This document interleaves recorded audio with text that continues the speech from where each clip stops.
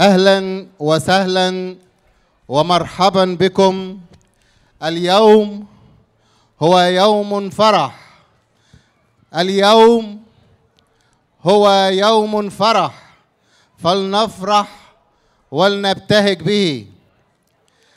اليوم هو يوم عيد، نحتفل جميعا بوصول قداسة البابا المعظم قداسة الأنبا تودروس الثاني إلى أرض ملبورن.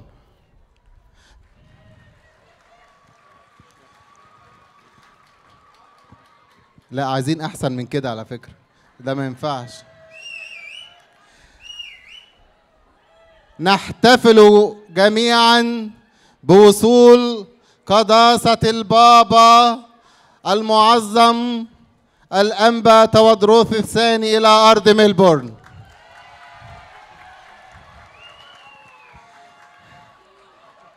هي الزيارة الأولى له كبابا وراعي الكرازة المرقسية تحت رعاية الحبر الجليل الأنبا سوريال أسقف ملبورن وتوابعها.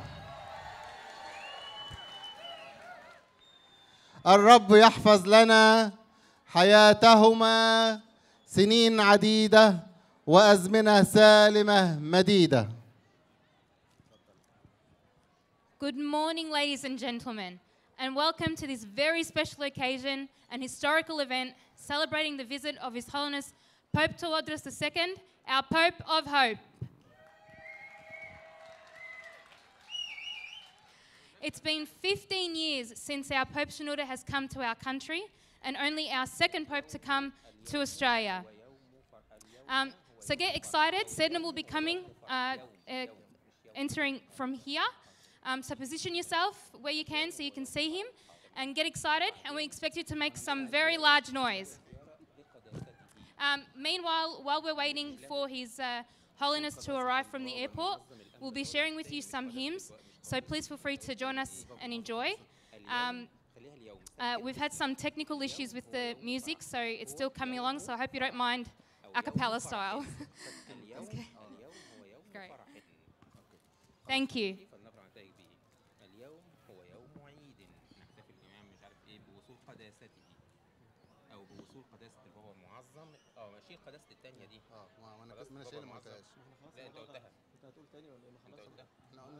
هنخش على الترنيم. نرنم. هو انت كده خلصت؟ لا، هنرنم بقى. انت مش هتقول الكلام ده ما يوصل يعني؟ لا، ده وسام اللي هيقولها مش انا. احسن انا برضه انت مش عارف هتقول اللي هو اللي بيقولوه يعني هو في كلام كتير هو يعني ايه تست بالظبط.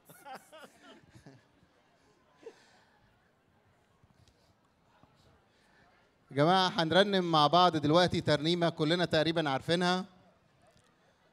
يا ريت تشاركونا باصواتكم وافراحكم. احنا زي ما قلنا ان اليوم يوم فرح، فعايزين نفرح ونبتهج ونرنم كلنا مع بعض لغايه وصول قداسه البابا. اول ترنيمه هنقولها ترنيمه سلامك فاق العقول فينا ومش ممكن يزول، تقريبا كلنا عارفينها. 1 2 3. سلامك فاق العقول فينا ومش ممكن يزول، مهما العدو بيقول مالي حياتنا سلام. سلامك فاق العقول فينا ومش ممكن يزول، مهما العدو بيقول مالي حياتنا سلام. سلام سلام لشعب الرب في كل مكان. سلام سلام لشعب الرب في كل مكان. وحتى انتهت رجلينا ده روحك فينا وحوالينا، بيرد نفوسنا ويهدينا ويملأ قلوبنا سلام. وحتى انتهت رجلينا، ده روحك فينا وحوالينا، بيرد نفوسنا ويهدينا ويملى قلوبنا سلام سلام سلام لشعب الرب في كل مكان. سلام سلام لشعب الرب في كل مكان. سلام الله سبته لينا، مش زي العالم تدينا، ومادام روحك عايش فينا، شعبك دايما في سلام. سلام الله سبته لينا، مش زي العالم تدينا، ومادام روحك عايش فينا، شعبك دايما في سلام. سلام سلام لشعب الرب في كل مكان. سلام سلام لشعب الرب في كل مكان. Very good, very good. عايزينكم تشاركوا معانا أكتر من كده لو سمحت. أنا عارف في أصوات أعلى من كده بكتير. الترنيمة التانية هنقولها كلنا عارفينها، وترنيمة مشهورة خالص، ما تعولش الهم وما تخافش. مش عايزين نقول هم ولا نخاف، قداسة البابا جاي لنا نفرح ونتبسط معاه وناخد بركته. اوكي 1 2 3. ما تعولش الهم وما تخافش، ربنا موجود، ده إلهك حي ما بينامش ومالوش حدود. ما تعولش الهم وما تخافش، ربنا موجود، ده إلهك حي ما بينامش ومالوش حدود. واطمن روح لطبيب الروح، ده الباب مفتوح ومش مسدود، ويا ريت تناديله ولما هتجيله الشوك هيشيله وحيبقى ورود. ربنا موجود، ما تعولش الهم وما تخافش، ربنا موجود، ده إلهك. عايزين نسمع. مالوش حدود، ما تعولش الهم وما تخافش، ربنا موجود، ده إلهك حي ما بينامش ومالوش حدود. يا سلام يا هناك طول ما هو إياك، عايش في سواك وعليك بيسود، لو كان مسؤول عنك على طول الهم يزول والفرح يعود. ربنا موجود، ما تعولش الهم وما تخافش، ربنا موجود، ده إلهك حي ما بينامش ومالوش حدود. ما تعولش الهم وما تخافش، ربنا موجود،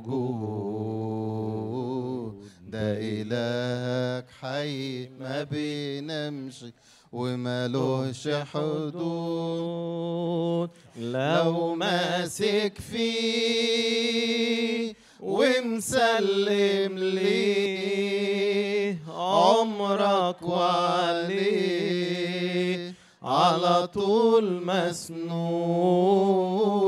شرك يحميه عمرك يبنيه، حالا تلاقيه ما بقاش مهدود. ربنا موجود ما تعولش الهم وما تخافش، ربنا موجود، ده إلهك حي ما بينامش ومالوش حدود، ما تعولش الهم وما تخافش، ربنا موجود،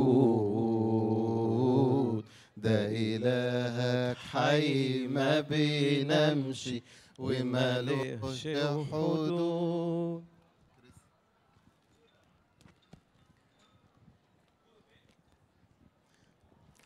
Unto you I lift up my eyes, O you who dwell in the heavens. Unto you I lift up my eyes, O you who dwell in the heavens. Behold, as eyes of servants look to the hands of their master. Behold, as eyes of servants look to the hands of their master, so our eyes look to the Lord our God until He has mercy on us, until He has mercy on us. Have mercy upon us. سنين طويلة مضى والرب معتني بيا، وكل يوم محمول على أزرع الأبدية. سنين طويلة مضت والرب معتني بيا، وكل يوم محمول على أزرع الأبدية، ويسوع بيده ماسكني في مراعي خضر رابطني، ويسوع بيده ماسكني في مراعي الخضر رابطني. ملك الملوك يا يسوع، يا سيد الأسياد، نفوسنا في انتظار تاخدنا للأمجاد، واتملى فيك بعناية يا يسوع يا غالي علي، واتملى فيك بعناية يا يسوع يا غالي عليا. يسوع سباني بحبه والقلب بيا فرحان، وعاد يجينا من مجده وتنتهي الأحزان. يسوع سباني بحبه والقلب بقى فرحان، وعاد يجينا من مجده وتنتهي الأحزان تبقى السما كلها ليا أعظم ما فيها فدية تبقى السما كلها ليا أجمل ما فيها استنى ما يقول استنى ما تجريش هم بيعملوا ايه طيب؟ هو ما جاش هو ما جاش طب هم هيعملوا ايه؟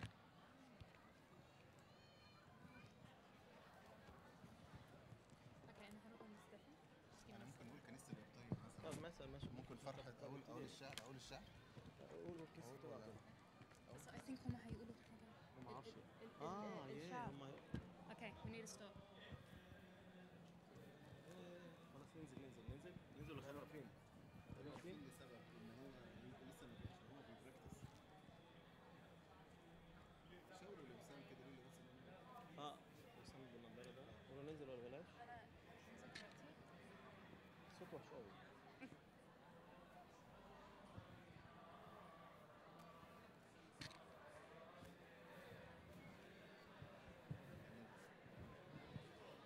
جه ولا ايه؟ ننزل؟ Where's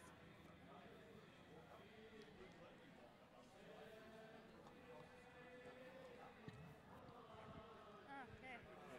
Good music, right? مش هننزل ولا نقول كيس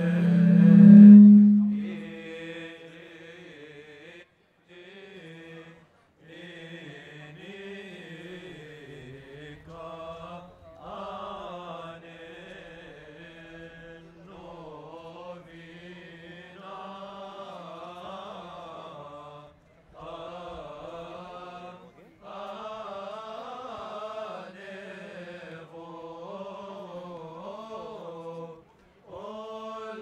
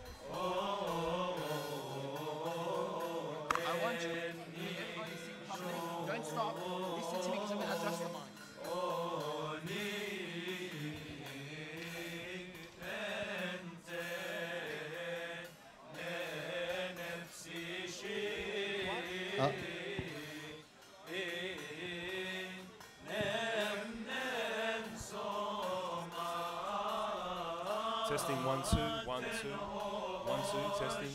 I can't hear myself. Is that okay? Is there any foldbacks or anything? No foldbacks? Okay, because I can't hear myself.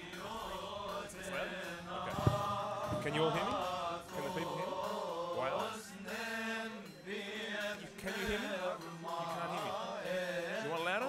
She's saying louder. Oh, okay, good.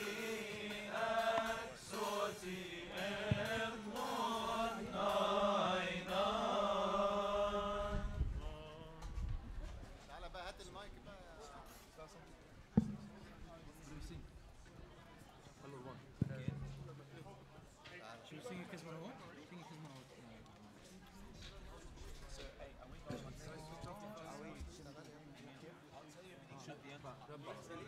ستيفن اشتغل.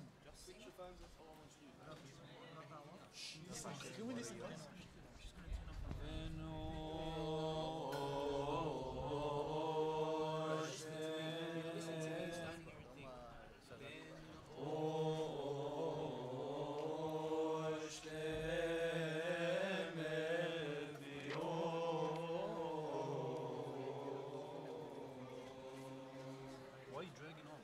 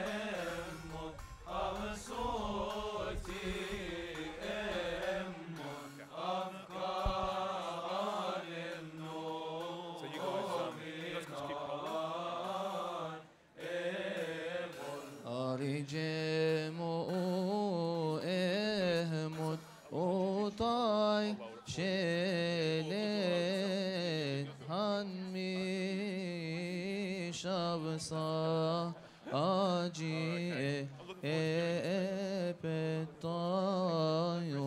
je abilo o sen tefiot I afeci sarek sevo olen khiti.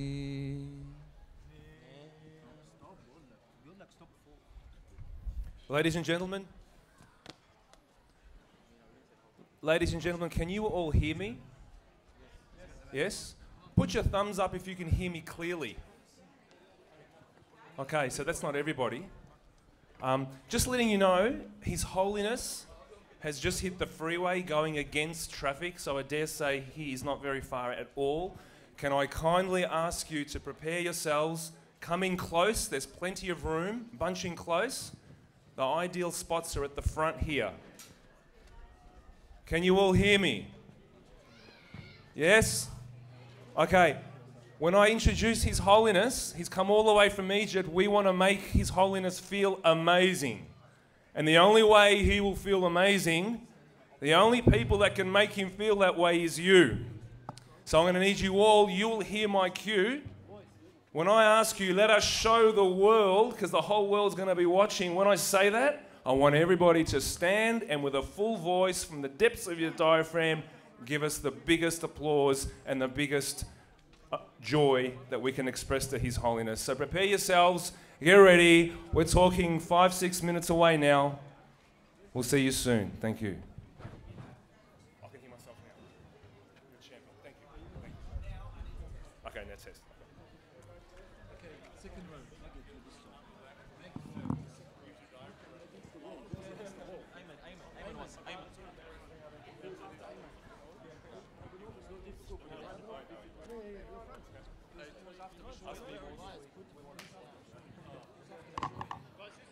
Test, okay. Testing 1, 2, 1, 2. I can hear myself now. Cool. Abuna Athanasius. Yes? Louder? You can hear me okay? Turn them off and I will be ready. See if I can spot someone out. Mary. Mary. There's a lot of Marys, right? Put your hand up if your name's Mary. Hey! Can I have all the Marys say hey? That's a lot of Marys. What's a male common name? Mina. Put your hand up if your name's Mina. There's not many Minas. Daniel. How many Daniels do we have? Okay, I've got a really common one for you. Ready for this one? Listen carefully. This one, every second person's got this name. Stand up, put both your hands up if your name is Wassam. Where all the Wassams gone? I know there's one, version 2, Wassam 2.0. I'm the original. Wassam, put your hand up. Okay, stay tuned. We're about 5 minutes away from making a start. Thank you.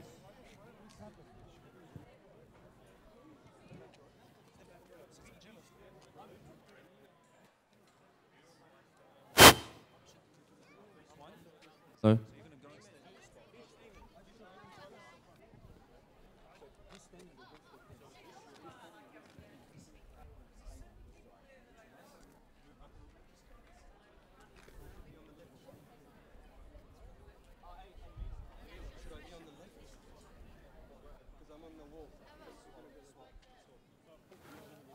Hello, hello, hello.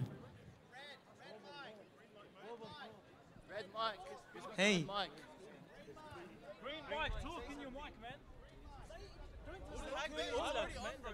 He told us to turn it off. No, he said don't turn it off. Talk, yeah, huh? Yeah, mate. Someone talk, who's got the other mic? That was left down there. It's on the tune. Why are you on a different cycle? First line is on this side. Guys, I don't think second line is on this side, first line is on this side. Maybe you need to go on that side, Ava, you go on that side. You're on this side. Guys, you're in the front row, this side.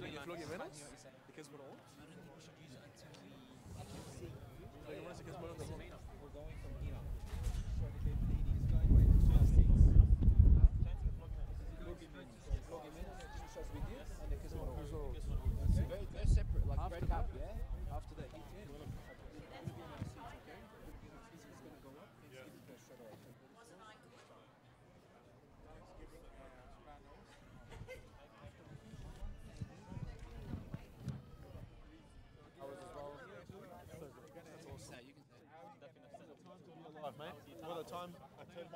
For the time to be alive. For the time to be alive. Move back. Hey, take a step back. Take a step back. No, one step, Habib. Hey boys, I need to peek.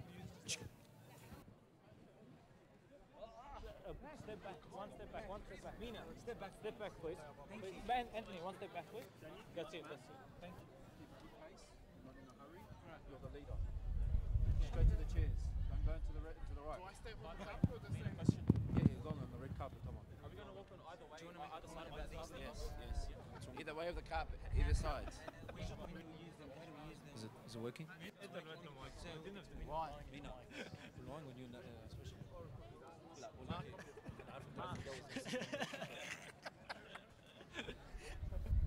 Mark said not to walk on the red carpet. No, don't walk on the red carpet. Yeah, don't. And jump down. No, go on the other side. Split.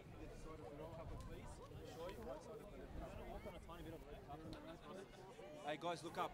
Boys. Mina. Look at Anthony. Hey guys, turn around. Ya Rabbi, you can't even look up for.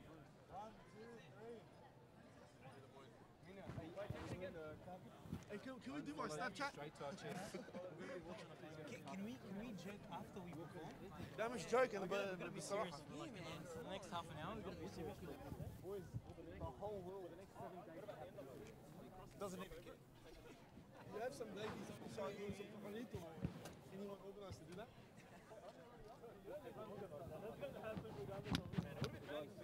We need it.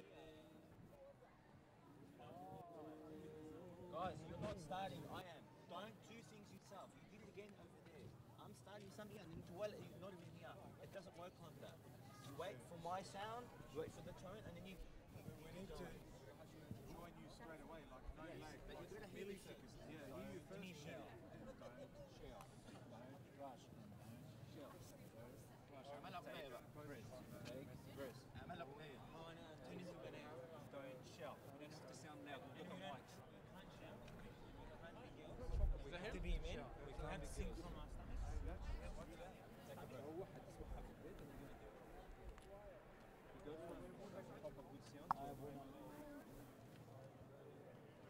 Crowd could have been more. We're standing up there. We're standing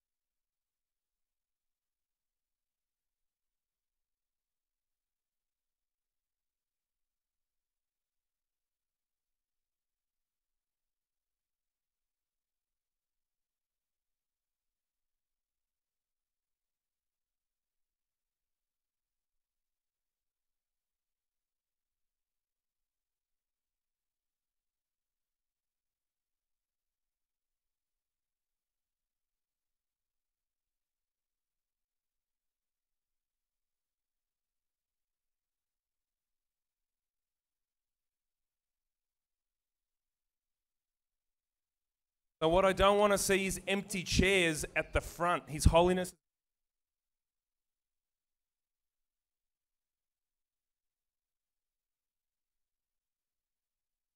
is now. His Holiness is here. Okay. Can I have some of the St. Paul's youth please assist me with this? I need to fill these empty white chairs and I need everybody to get into position. These are pole position chairs right in front of His Holiness. They need to be filled, please. Okay, thank you, thank you, thank you. Okay, can I please have you all positioned? His Holiness is about to make an entry. Thank you.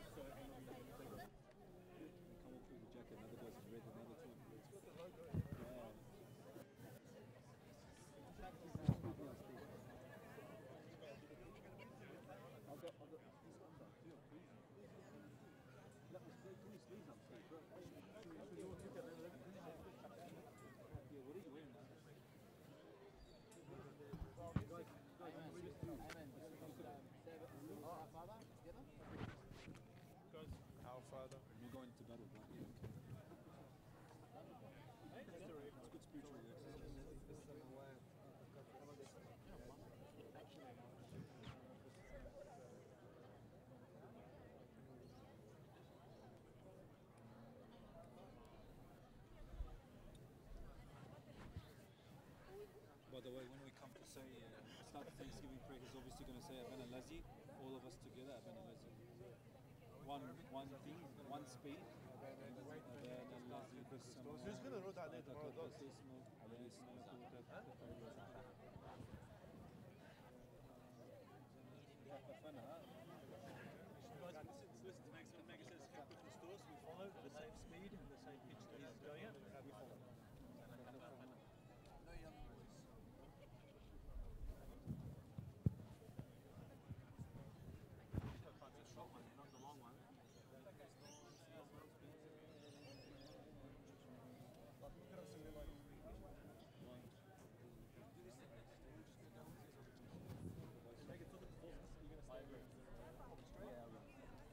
Maggie's just going to stop and excuse myself. In Sydney, it sounds terrible. When you have practice, don't say everything. Okay.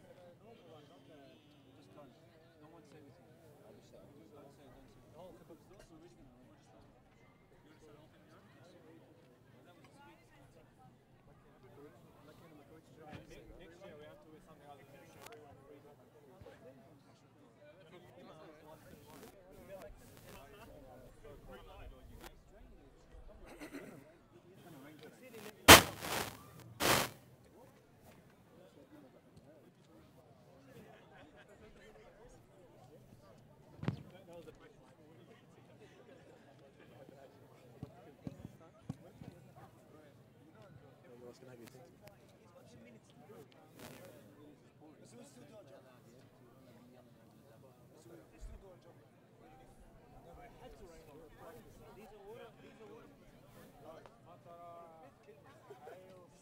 I sprayed mine with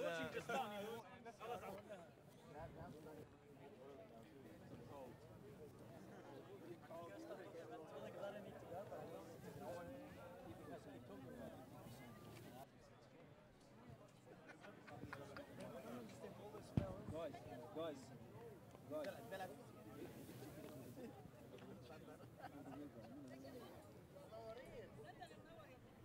up, boys?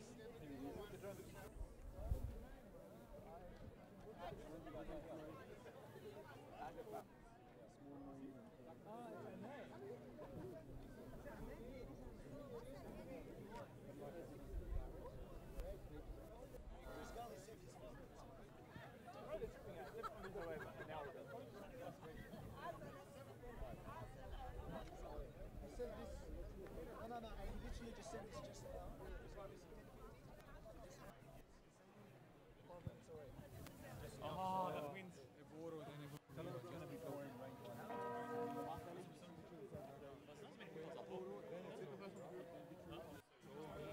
I'm saying there's not as many people as on the speaker. You need to get us 12,000. And I.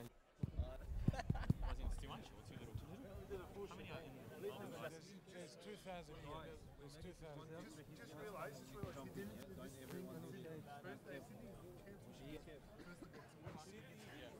Sydney had no attendance. Really? he canceled the First day, working day, all these people. So don't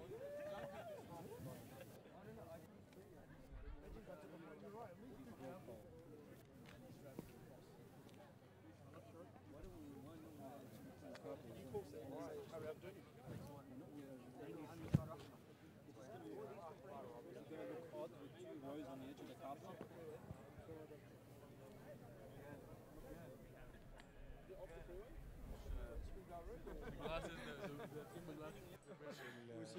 سكسوكة.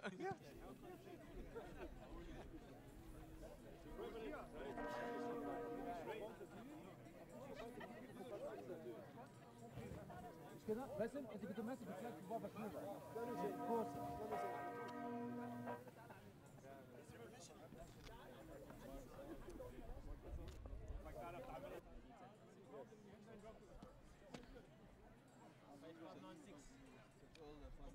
Hey, by the way, you're going live. Are there any bells?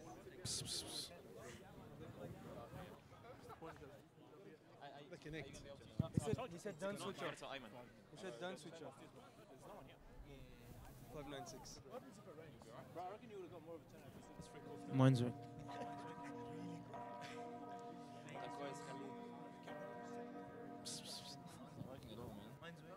He's gonna turn it up.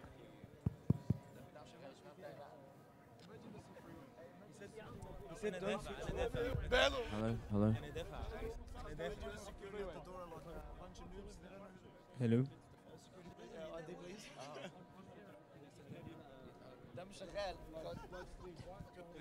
Hello. You sure someone's watching? Screen of the mic, you like, listen. Watch everyone lose their shit. Check it, check it. Hope, hope. Who's got brown guys? You just do the mic.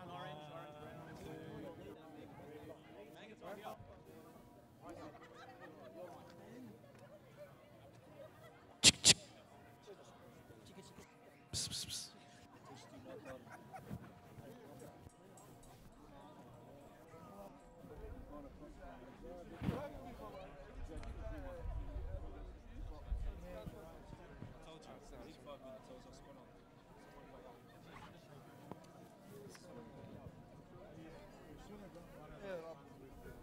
كده برضه يا رب. كده برضه. Lucky, it's nice and sunny. And I need to be warm.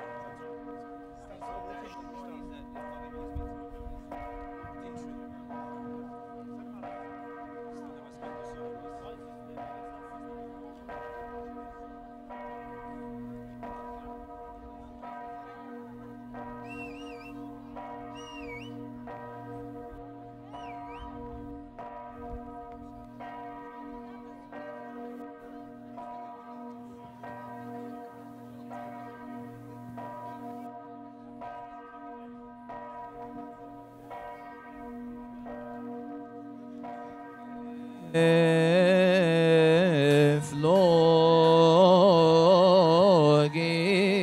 meno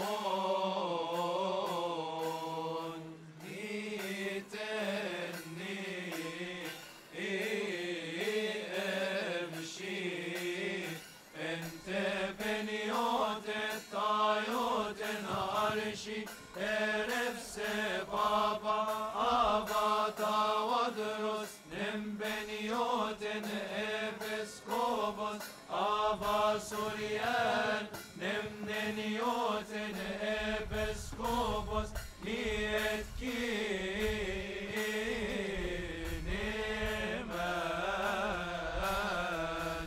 ebsho oy sari emot nane biko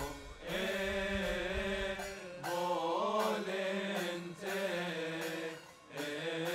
enenoi.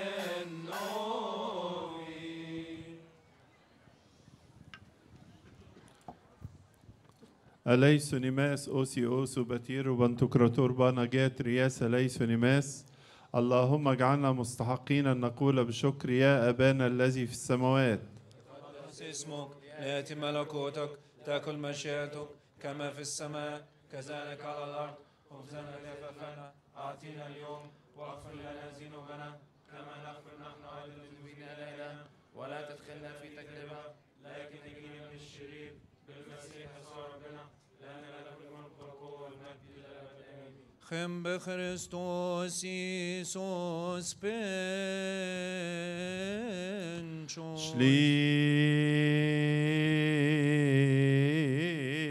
Schlile flogite Ebi brosevki stathite Irini basi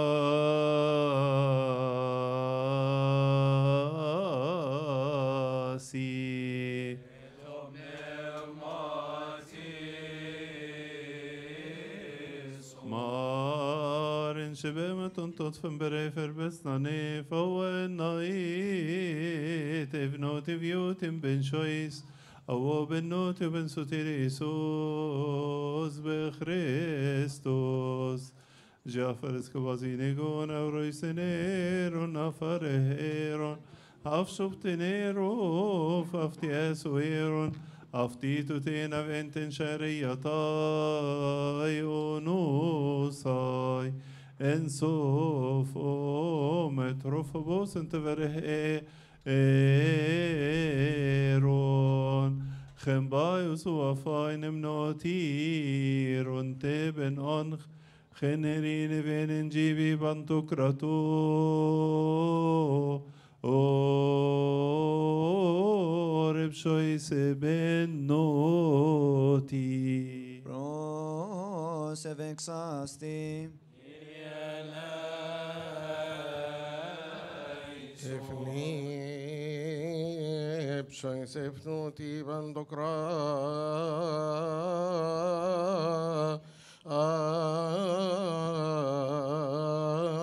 ator Efiotem pensoy so penoti o pensotiriso os بإب خريستوس نشكرك على كل حال من أجل كل حال وفي كل حال لأنك سترتنا وعنتنا وعبستنا وقبلتنا إليك أشفقت علينا وعضدتنا أتيت بنا إلى هذه الساعة اطلبوا لك يرحمنا الله ويترأف علينا ويسمعنا ويعيننا واقبل إليه سؤالات وطلباتك القديسي منهم بالصلاح عنا في كل حين أن يحفظ لنا وعلينا حياة وقيام أبينا الطوباوي المكرم رئيس الأساقفة البابا الأنبا تودروس الثاني وشركائي في الخدمة الرسولية أبانا الأسقف المكرم الأنبا سوريال وآبائنا الأساقفة المجتمعين معنا ويغفر لنا خطايانا.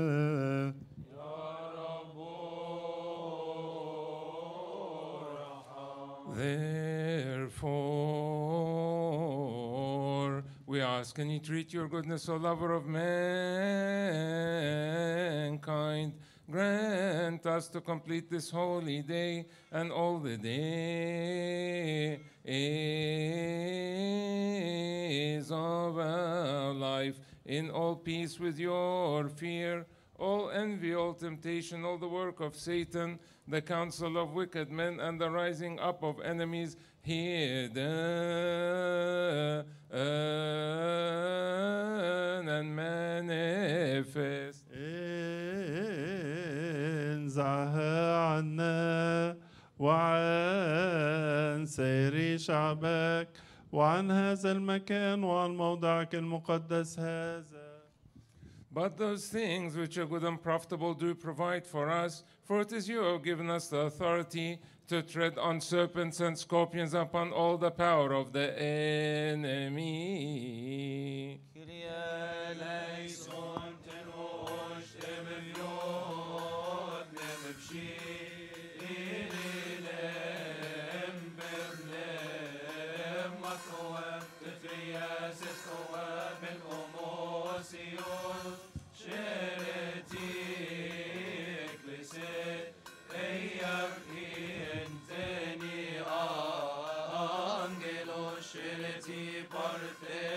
Etas misben sotir tenti oerok oios eo oset rekareb onchem ben batre yarshis bababat odrus bersherefs mata grofishem befethronos nem befkesh vileli torgo osneniot etoa benzi que os hava Suriel bebeskopos mata grofishem befethronos nem befkesh vileli torgo osneniot etoa benzi que os nebeskopos niet kini men mata grofishem no ethronos itenne presveiante tite oto koset toa Maria pshoi sari emot nanem biko evoletel novi ethereno sero ognem bekioten agatos nem mait oem jeaki exoti emon naina أبانا الذي في السماوات يتقدس اسمك يأتي ملكوتك تكن مشيئتك كما في السماء كذلك على الأرض خبزنا الذي الغد أعطينا اليوم واغفر لنا ذنوبنا كما نغفر نحن المذنبين إلينا ولا تدخلنا في تجربة لكن نجنا من الشرير بالمسيح يسوع ربنا لأن لك الملك والقوة والمجد للأبد آمين.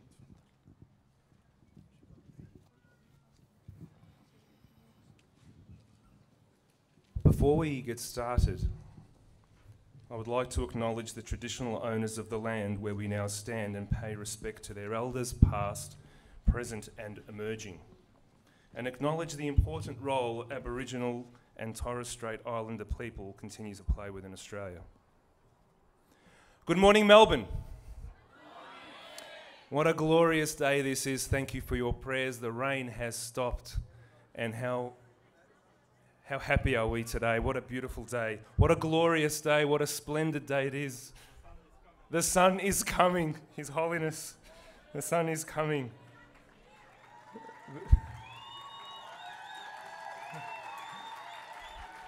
Right from the eye of the sun is coming.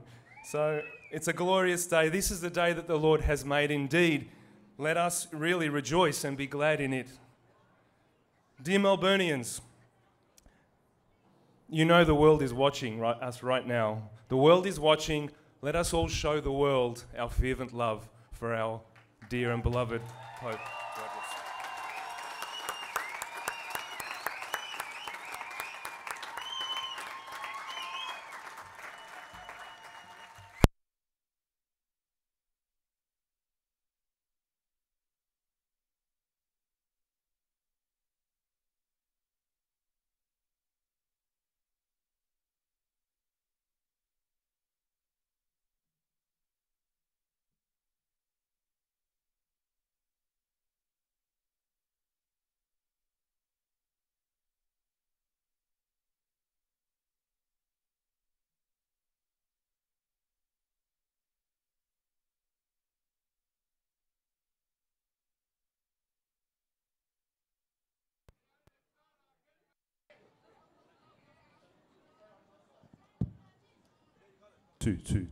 Thank you. What an introduction. Well, on behalf of His Grace Bishop Suriel and the Diocese of Melbourne, we welcome you, Your Holiness, and delegates to our humble shores here in our beloved Melbourne. Melbourne, in fact, the place to be. Melbourne, the most livable city 7 times in a row now. Welcome to Melbourne.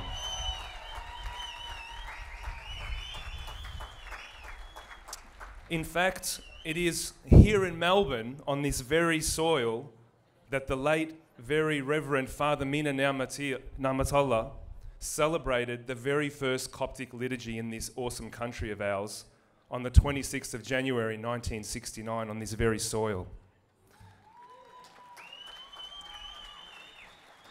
It is also on this very soil that the thrice blessed His Holiness Pope Shenouda III, may his memory be eternal,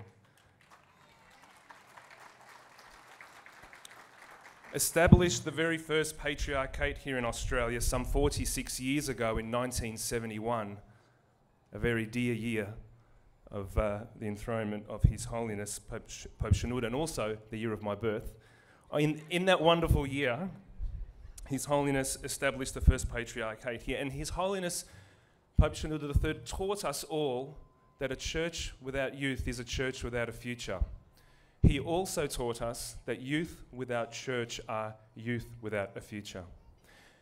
In our mighty Lord's infinite wisdom, He has given us a successor to carry on this wonderful work. In His Holiness Pope Tawadros II, in the years as a General Bishop, His Holiness focused on childhood and early learning, truly investing in the youth at grassroots level. How lucky are we here in Australia to have His Holiness Pope Shenouda with us, Pope Tawadros with us. In this troubled world, which we are but sojourners, Your Holiness, You provide us much hope and faith, and we welcome Your Holiness, our dear beloved Pope of Hope, the 118th Pope of Alexandria and Patriarch of the See of St. Mark, ladies and gentlemen, the Pope Tawadros II.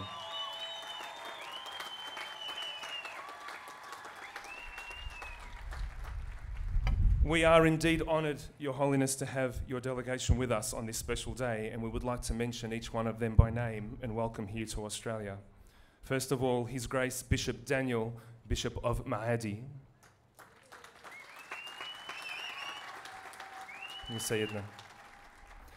And His Grace Bishop Hermina, General Bishop in Cairo in Ain Shams.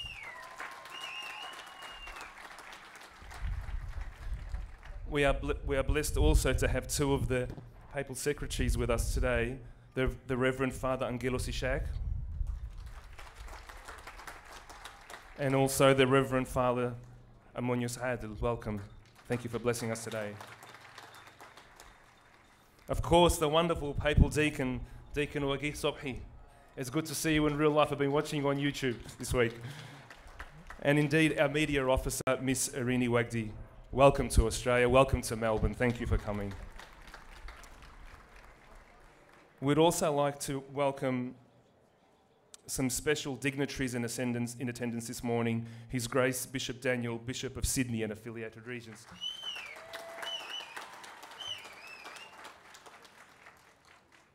And His Grace Bishop Daniel, Bishop and Abbot of St. Shenouda Monastery in New South Wales. We all know Bishop Daniel.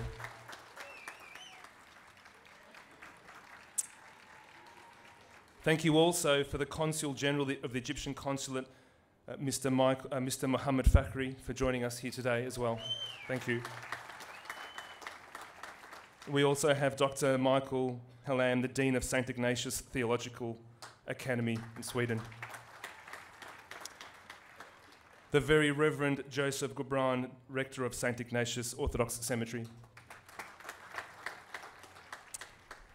Our much loved Carmelites, Brother Sean O'Keefe from Whitefriars College. Thank you for joining us.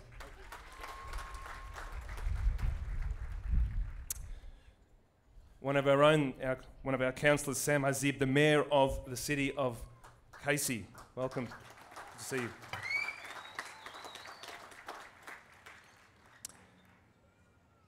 And a very special guest indeed, the Mayor of the City of Manningham, Councillor Michelle Kleinhardt. Welcome.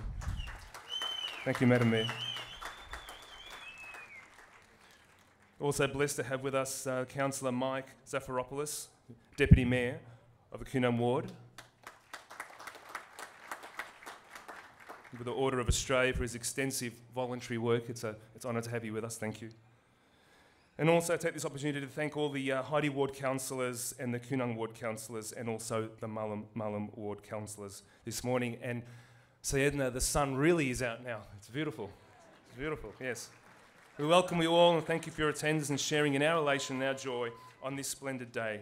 I would now like to call upon our host, our leader in the diocese, the very first bishop of this great country, Australia, our shepherd, our guide, our salubrious father, the one and only His Grace Bishop Suriel.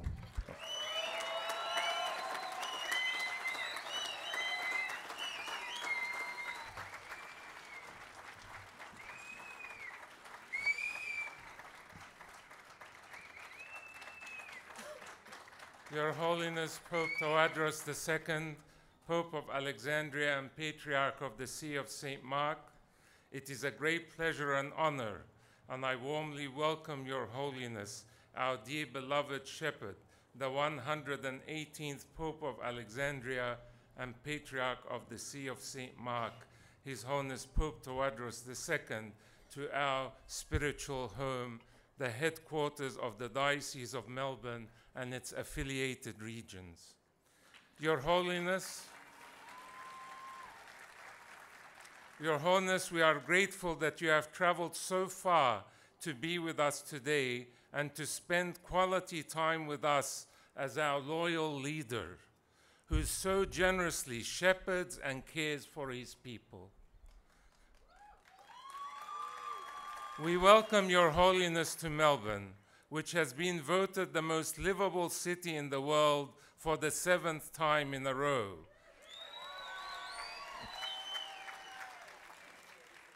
And we pray that Your Holiness has a very enjoyable time with us here over the coming week.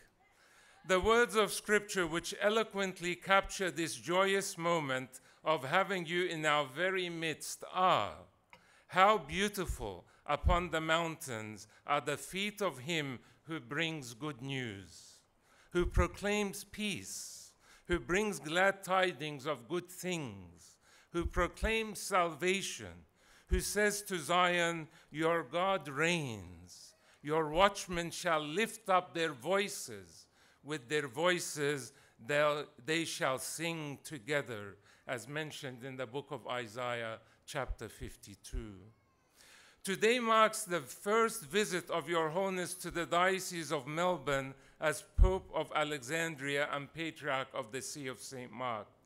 And this marks the 7th visit of the papal seat to Melbourne, with the first visit being in 1989 by His Holiness Pope Shenouda III of blessed memory. Such pastoral visits remind us all of the great love and fatherhood that is an important part of the Coptic Orthodox Church. Since Your Holiness's enthronement, Your Holiness has diligently worked with all love amidst very challenging circumstances to continue to proclaim the message of the gospel, a message of love and hope. Your Holiness has extended this message of love and hope not only to the Coptic faithful, but also to other Christian churches around the world. Shortly after Your Holiness's enthronement, Your Holiness visited Pope Francis at the Vatican, which was the second gathering of both the Pope of Alexandria and the Pope of Rome in 1500 years. Recently, Your Holiness led an ecumenical prayer service in the Botrosea Church, which was attended by several church leaders, including Pope Francis and the ecumenical Patriarch Bartholomew. Your Holiness's efforts in Christian unity were also recognized last May by His Holiness Patriarch Kirill of Moscow and all Russia, who awarded Your Holiness the 2017 Patriarch Alexei II Prize of the Unity of the International Public Foundation for the Orthodox Nations for Your Holiness's outstanding activities in strengthening the unity of the Orthodox Christian nations and for upholding and promoting Christian values in the life of society. Your Holiness's efforts in proclaiming a message of hope and love have reached us here in Melbourne, and we all eagerly await to meet Your Holiness at various events over the next few days. The Diocese of Melbourne was established in 1999 when I was enthroned as the first Bishop of Melbourne.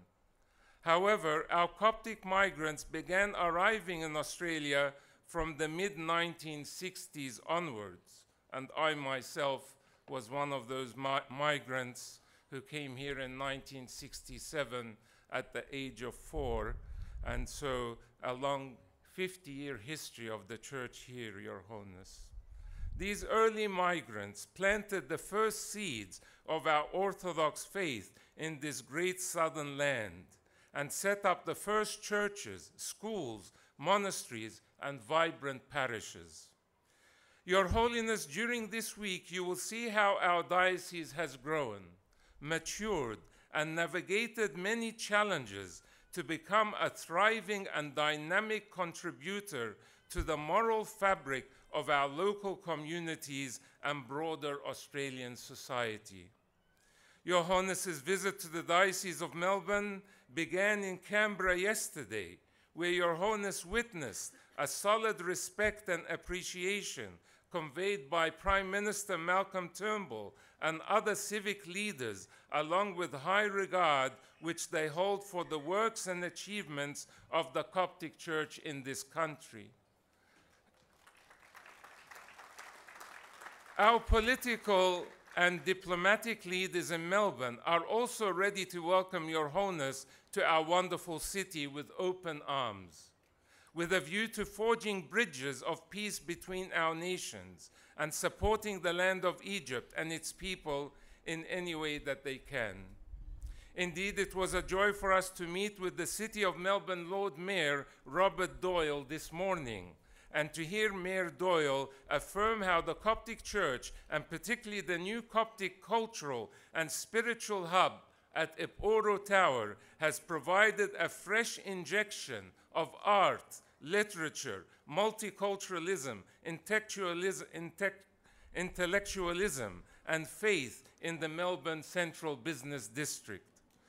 What Your Holiness will perceive in the congregation of Melbourne is a people filled with the Holy Spirit who are ready to serve others in a spirit of love each and every day of their lives.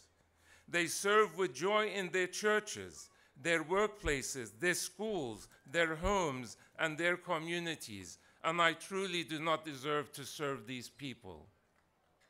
Your Holiness will also come to know that our church in Melbourne, which enfolds very new migrants and also third-generation Copts, is a resilient one, and as I said earlier, I think a potent one.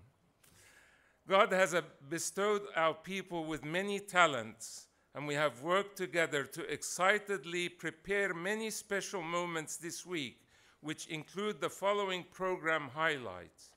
Today, Your Holiness will enjoy a tour of our St. Athanasius College in Dunvale campus, also known as SAC, that was founded almost 20 years ago. It became the first accredited Coptic Orthodox Theological College in the world. SAC enrollments are growing steadily with a mix of local, international, and online students. Your Holiness will also see our lecture theaters, our library, our student accommodation located on site. Tonight, Your Holiness will also be received as a guest of honor by the University of Divinity community. Our Coptic Orthodox Theological College is one of 11 affiliated colleges which make up the University of Divinity. And I can assure Your Holiness that the academic community is truly looking forward to being fed with Your Holiness's words of wisdom tonight.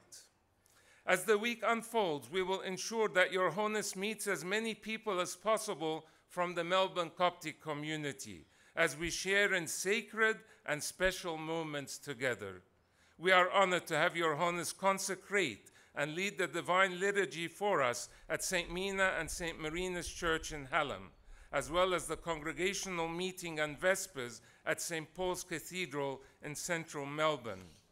Our Coptic communities that will welcome you with great joy this week are our dear elderly who live in the local Coptic hostel, as well as the students and staff of St. Mary's Coptic Orthodox College, who are looking forward to Your Holiness celebrating the Feast of Nayrouz with them. Our youth have also taken great care to plan a dynamic evening of conversation and spirituality with Your Holiness. As the father of all monastics in the Coptic Orthodox Church, our monasteries are both awaiting Your Holiness's blessed visit to them, where Your Holiness will pray the Divine Liturgy at St. Anthony's Monastery in Heathcote and open our new St. Chinute Monastic Library there, and open the new site of Archangel Michael Monastery for Nuns in Wood End. And of course, we can't wait for Your Holiness to consecrate and officially open Aporo Tower. Aporo Tower is a 44-story tower right in the heart of Melbourne at 285 La Trobe Street. The Coptic Church will operate the lower 4.5 floors of the building.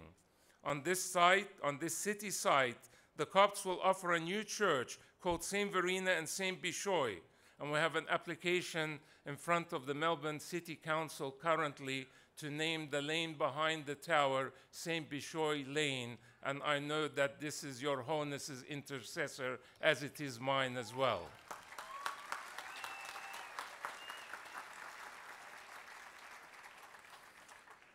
On this city site, the Copts will offer a new church called St. Verena and St. Bishoy, a new city campus for St. Athanasius College, a function center, bookstore, and cafe. The Coptic Hub will share our faith, theology, culture, and arts with others in an ongoing way. Your Holiness, the Aporo Tower project, which has come together over 7 long years, is nothing less than a miracle. It is most fitting that this faith-centered building, which will house a mission church to reach out to city dwellers, is officially opened by Your Holiness. Importantly, this week we will also focus on how to best provide gratitude to God for the many blessings bestowed upon the Melbourne Diocese. In a spirit of thanks, we will gather as one at a formal gala dinner to celebrate the delight and honor of hosting you, our beloved spiritual Father, and collectively celebrate the many achievements of our Melbourne congregation and beyond. So with our hearts filled with thanks, we turn to our mighty God and Father and thank Him for your safe travels, for your anointed leadership of the worldwide Coptic Orthodox Church, numbering around 20 million, and for your blessed presence here today. Welcome, my dear and holy beloved Father, our shepherd, our teacher, our Pope of Hope, His Holiness Pope Tawadros II.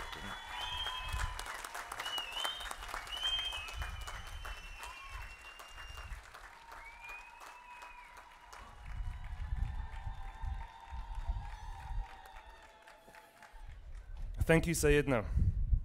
Thank you, Your Grace, Bishop Suriel. We always enjoy hearing your words and your leadership.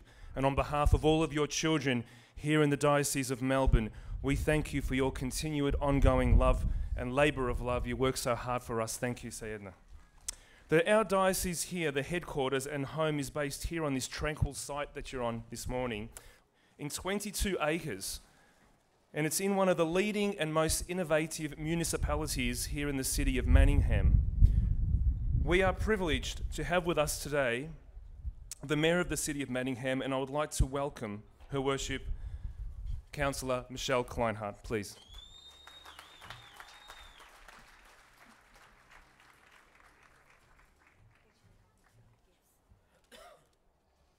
Good morning.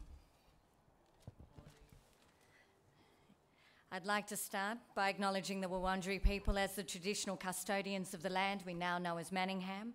We pay our respects to the Wurundjeri elders, past and present, and value their ongoing contribution to the cultural heritage of Manningham. I'd also like to acknowledge our special guests and dignitaries here today, including His Holiness Pope Theodorus II, the 118th Pope of Alexandria and Patriarch of the See of St. Mark.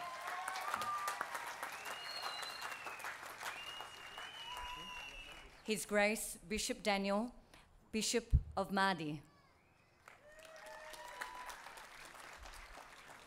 His Grace Bishop Hermina, General Bishop. Reverend Father Angelos Azik, Papal Secretary.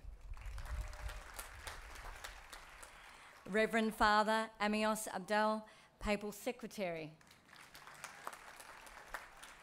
Deacon Wadi Sopi, Papal Deacon.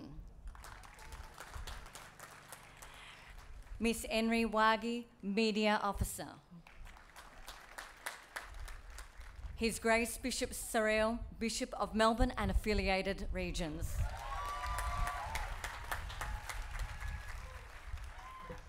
His Grace Bishop Daniel, Bishop of Sydney and affiliated regions.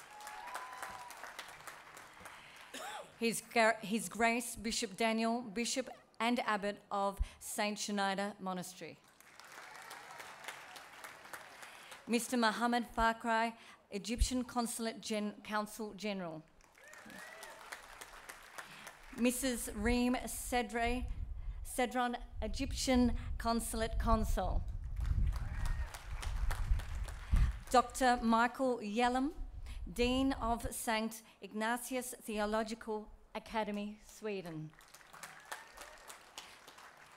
The Very Reverend Joseph Carbon, Rector of St. Ignatius Orthodox Seminary. Brother Sean Keefe, representing Whitefriars College Carmelite Order. Mr. Sam Aziz, Mayor of Casey. And also to all my fellow councillors here with me today. Council also acknowledges the contribution made to Manningham over the years by people of diverse backgrounds and cultures. As Mayor of Manningham, it is my honour to today welcome Your Holiness Pope Theodorus II and all of you, and not only to Melbourne, but to our beautiful city of Manningham. And like many municipalities across Melbourne, Manningham has more than 140 nationalities calling their city Manningham home. We are very multicultural, we are multi-faithed, and with more than 26 major faiths and religions, and also home to the diocese headquarters here in beautiful Don Vale. This home is strong, and to a faithful group of Coptic Christians, and Manningham City Council is very proud to be part of this reception to recognise Your Holiness on the first tour of Australia since becoming the Pope of the Coptic Church.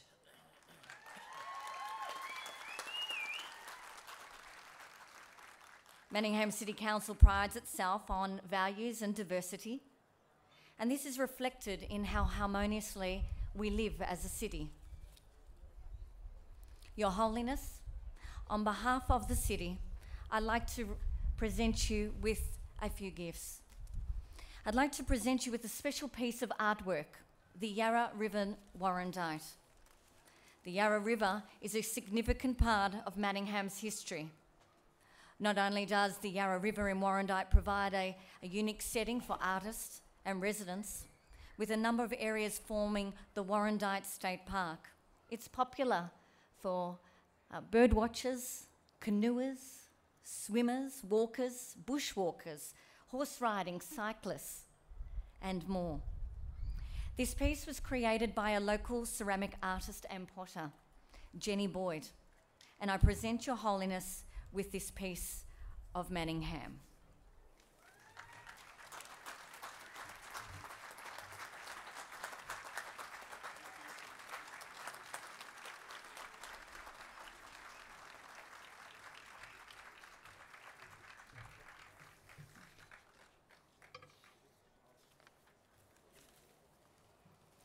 Today marks a historical visit of Your Holiness, and I'd also like to represent a plaque to the Coptic Orthodox Diocese of Melbourne here in Don Vale.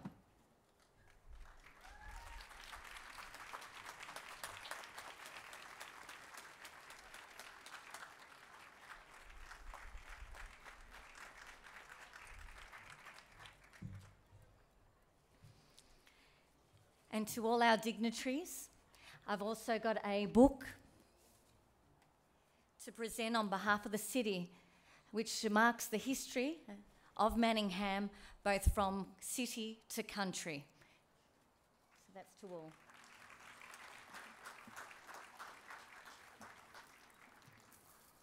And finally, as a symbol of growth and blessing, I have had 17 plants that have come here today that I ask that the church will plant here on their grounds in memory of this most special and significant event.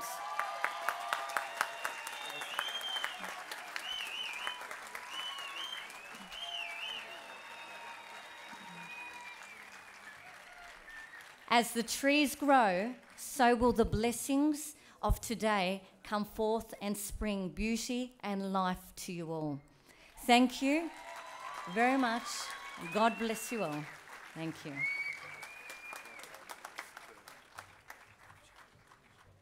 Thank you.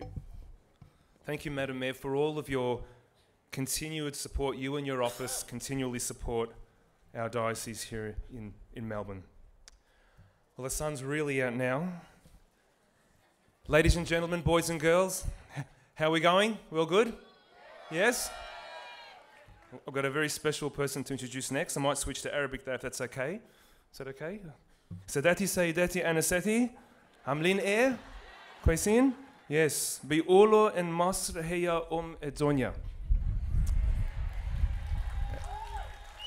بيقولوا كده.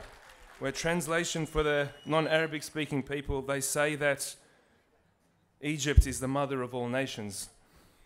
And perhaps in the words of His Holiness Pope Tawadros II, recently on the 1st of September, he gave a beautiful sermon that I watched multiple times about recharging spirituality. And I have my mobile phone here. It is fully charged, Your Holiness, fully charged.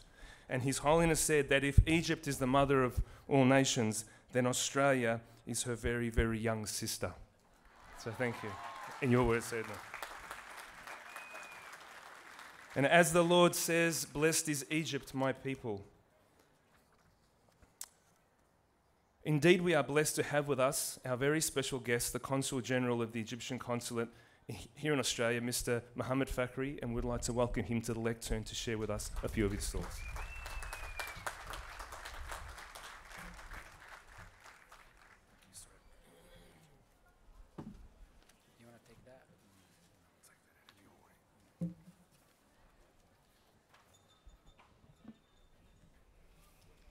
يسعدني ويشرفني في هذا اليوم التاريخي وفي هذه المناسبة بالغة الأهمية أن أرحب بقداسة البابا توادرس الثاني بابا الإسكندرية وبطريرك الكرازة المرقسية والوفد المرافق في أول زيارة لقداسته إلى ملبورن. إن الكنيسة القبطية هي كنيسة رائدة في التواصل مع أبنائها، سواء كانوا في الوطن الأم في مصر أو في المهجر مهما بعدت المسافات. لقد تحمل قداسة البابا تودرس الثاني مشقة السفر الطويل ليأتي إليكم ويدعم أواصر العلاقة بينكم وبين كنيستكم الأم. وأنا أقول لقداسته بالأصالة عن نفسي وبالنيابة عن الجميع، تشرفنا بحضور قداستك وحصلت بركة كبيرة جدا قداسة البابا.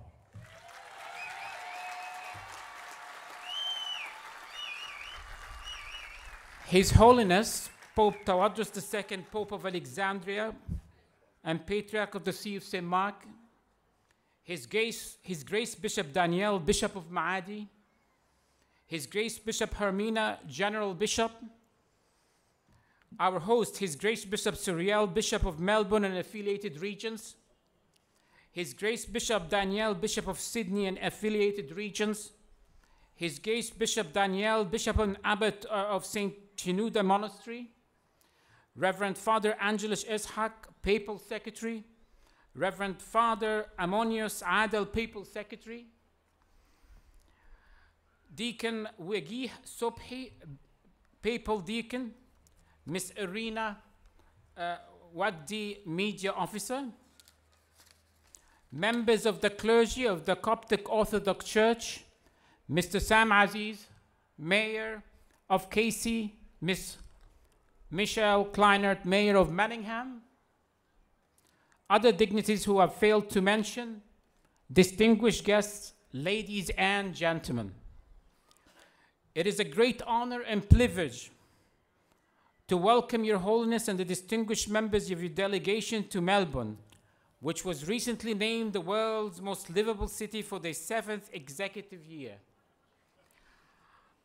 I would like to express my sincere gratitude to His Great Bishop Suriel for inviting my colleague Consul Reem Zahran and I to attend this special and memorable occasion.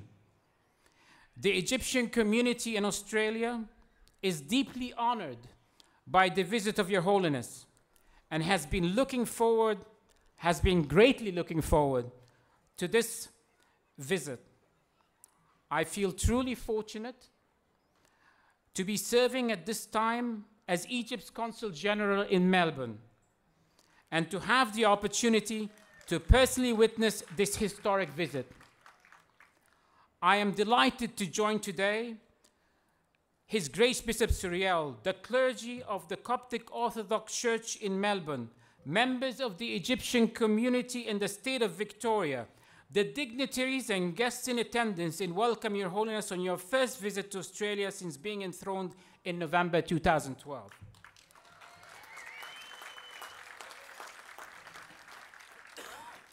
The visit of Your Holiness to Australia will undoubtedly further strengthen the bonds between the Coptic community in Australia and their country of origin, as well as contribute to promoting Australian-Egyptian relations.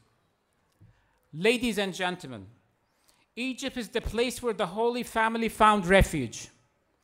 Egypt's Coptic Orthodox Church is amongst the most ancient in the world, having been founded in the very first century of the Christian era.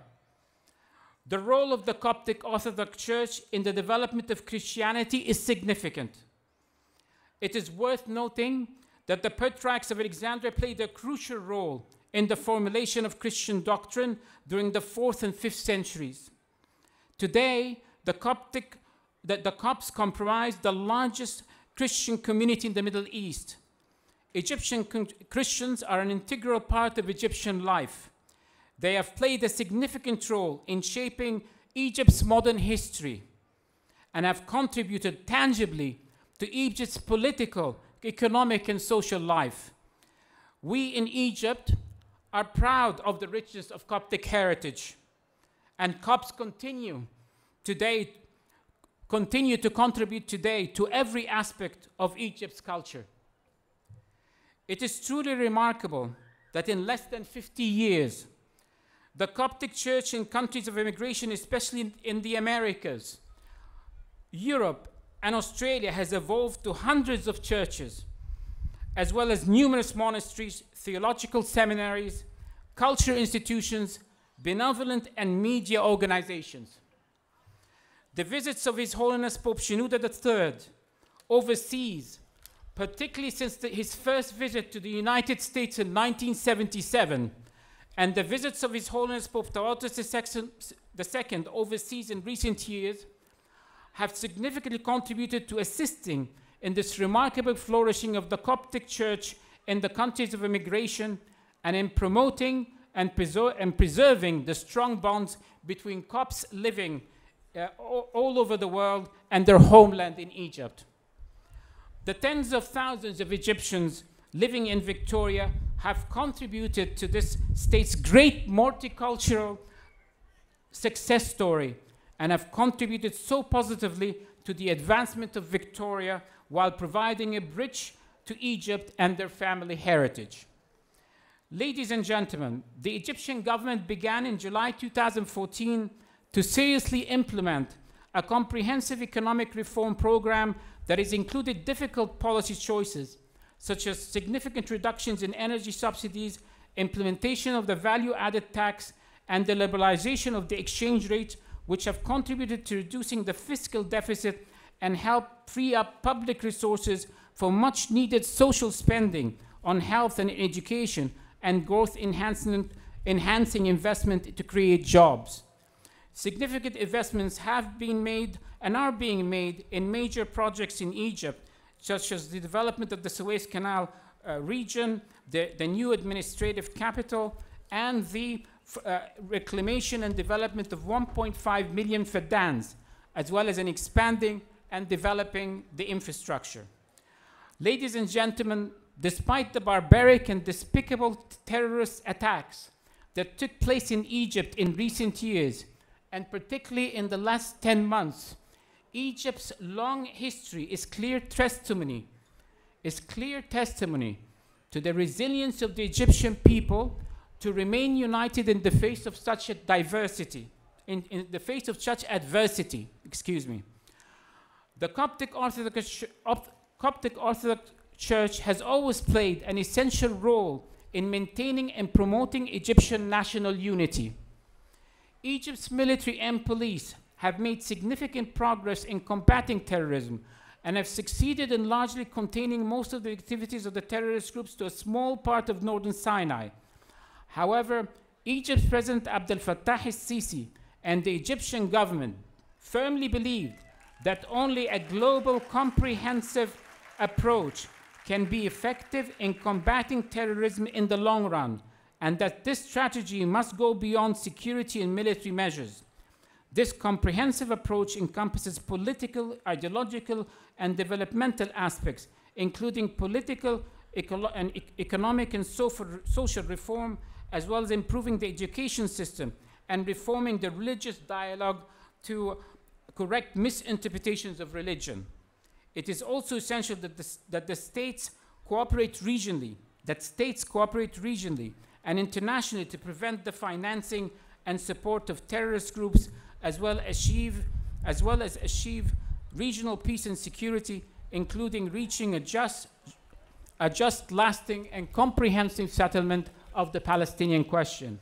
Ladies and gentlemen, I believe I can very confidently speak on behalf of the tens of thousands of Egyptians in the state of Victoria in wishing that the present visit of Your Holiness to Melbourne be the first of many other visits during your papacy.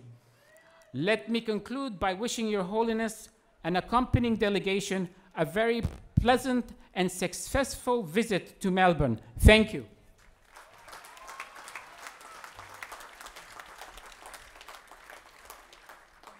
Thank you, Mr. Hamid Fakhri. We appreciate your support. And can I please have another round of applause for the wonderful support that Mr. Fakhri has showed our church. Thank you very much. Thank you. Very motivational, very inspiring. It is now time to hear from the SAC Choir, and I'm very, very pleased to introduce them for His Holiness so we can share a hymn together. Thank you.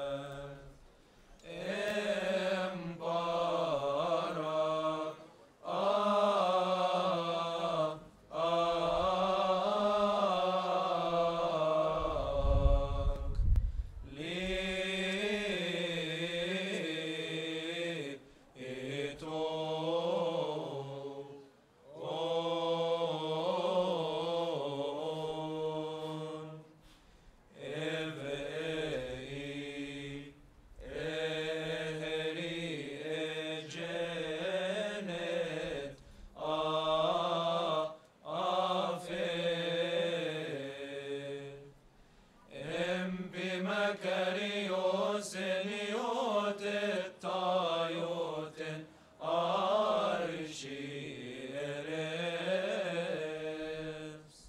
Παπα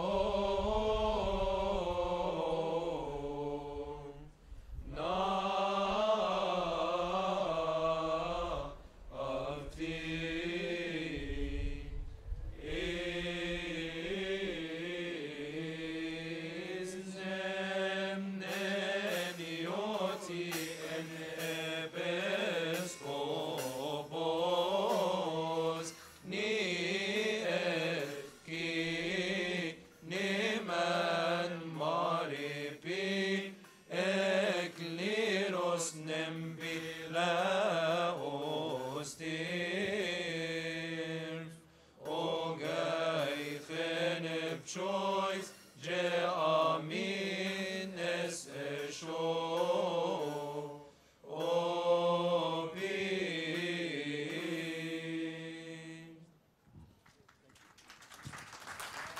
you. Your Holiness, we would like to now, on behalf of the entire diocese across all generations, from the very young all the way to our elderly, the people that love you, would like to present to you a special bouquet of flowers by the lovely Verena William.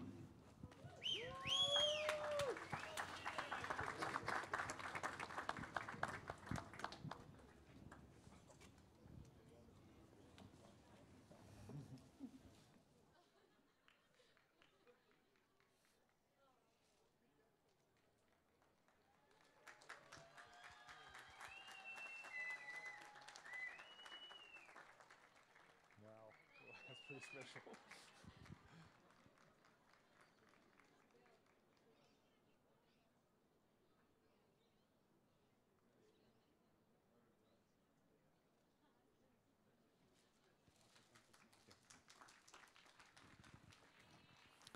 That's very special, Verena. That's a very special photo you'll have later on. I would now like to call upon our guest of honour to make the keynote speech, His Holiness Pope Tawadros II.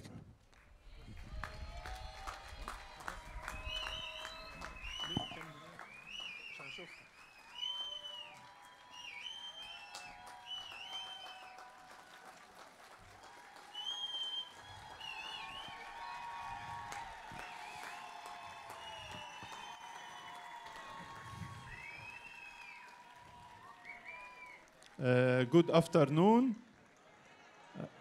Your Eminence, Your Graces, Your Excellencies, all our dear guests, I am so happy. It is a new experience for me to talk with people under rains and in open area with cold weather. Oh, new experience. I am so happy to meet with you. It's a pleasure for me to visit your beloved Melbourne, your beloved city. It's a pleasure and my happiness to see all of you here in this wonderful diocese and to meet with my spiritual brother, Bishop Suriel of this diocese.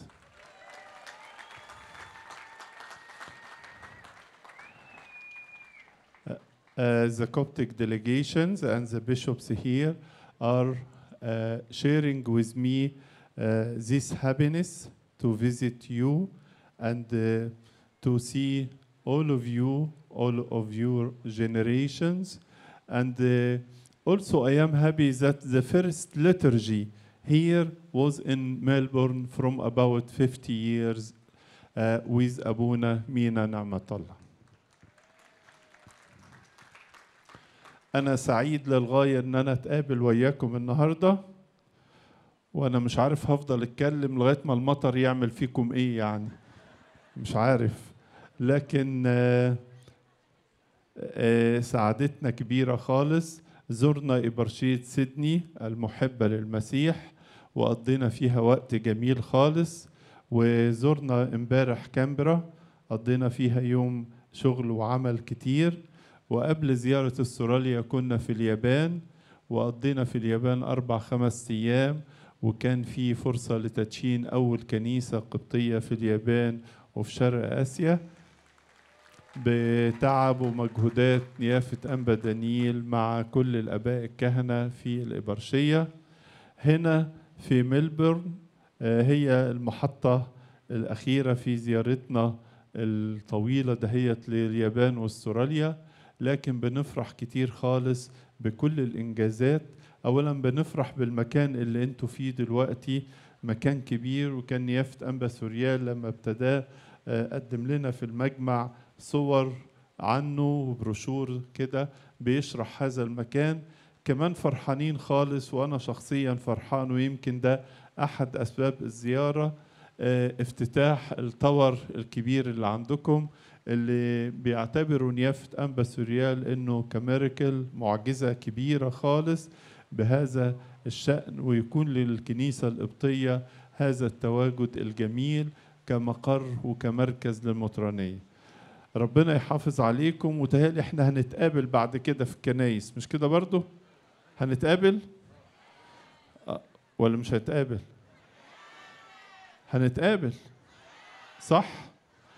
بس يعني علشان المطر ده ياخد راحته وياكم. كل سنة وانتم طيبين. I would like to present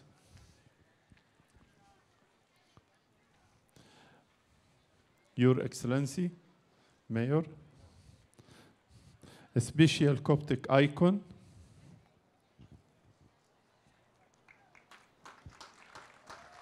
the special Coptic icon from Egypt, about the Holy Family in Egypt with pyramids, with the Nile River and the Egyptian desert. Thank you. Thank you.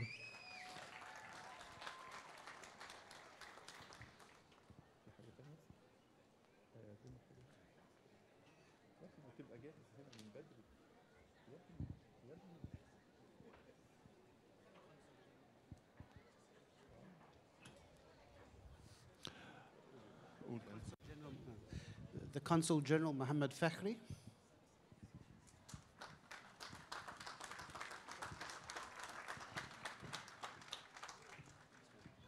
Dr. Michael Hallam, St. Ignatius Theological Academy.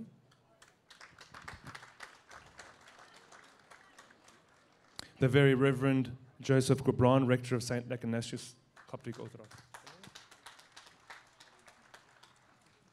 Brother Sean O'Keefe, Whitefriars College.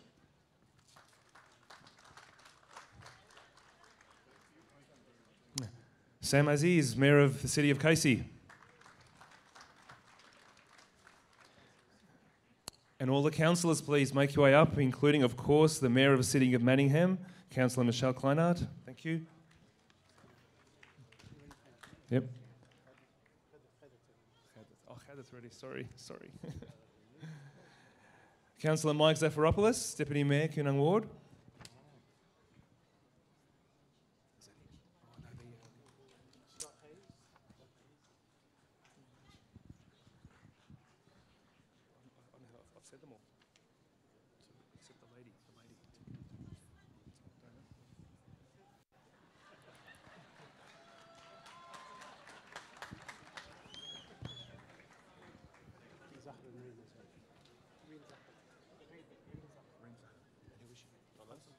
And also the Consulate General, Reen Sahra. Thank you.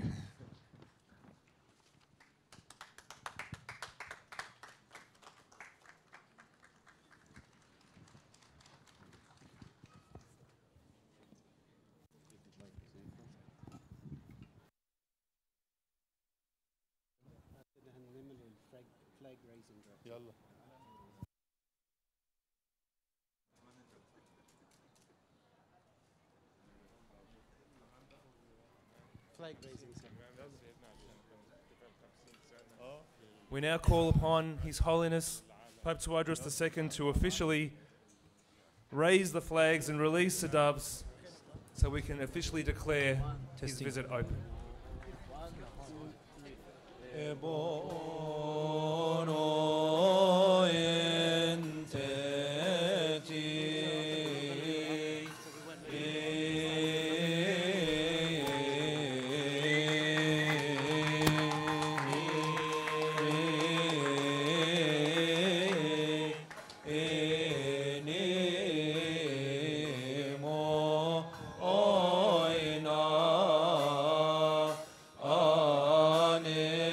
Ante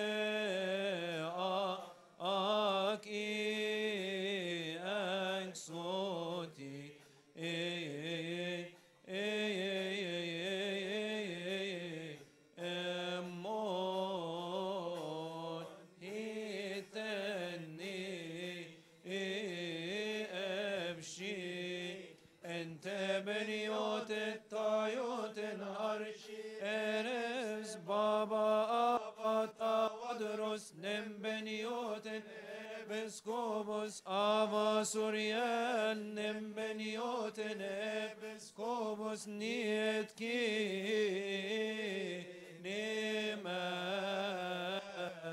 ابچو اوي صاري امود نانم بيكو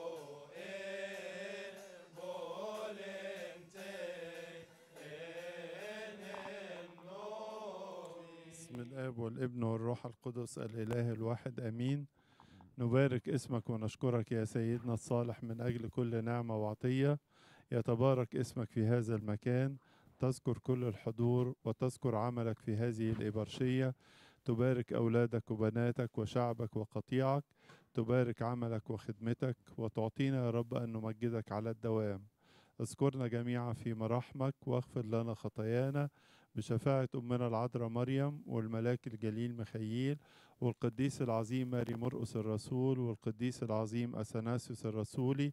بركة قديسي هذا اليوم ملاك هذا النهار، اسمعنا لما نقول بكل شكر: يا أبانا الذي في السماوات يتقدس اسمك ليأتي ملكوتك تكن مشيئتك كما في السماء كذلك على الأرض.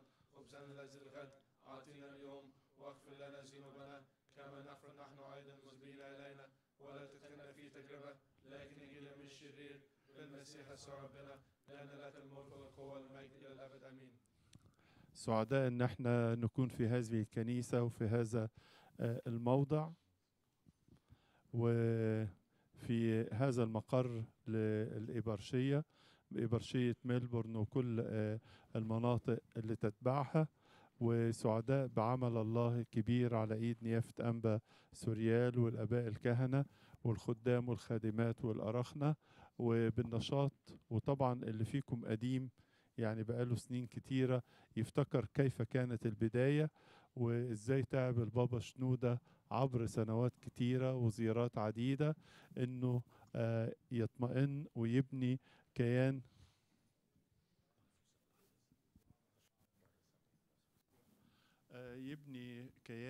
العمل في الخدمة والسورياليا.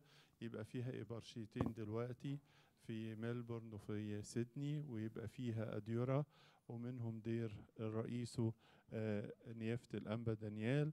وعمل ربنا يزداد وينمو، وكلما كانت المحبة في القلوب كلما زاد عمل الله. دايما بنقول كده أن الله البيوت لا تبنى من زلط وطوب، البيوت تبنى من محبة القلوب.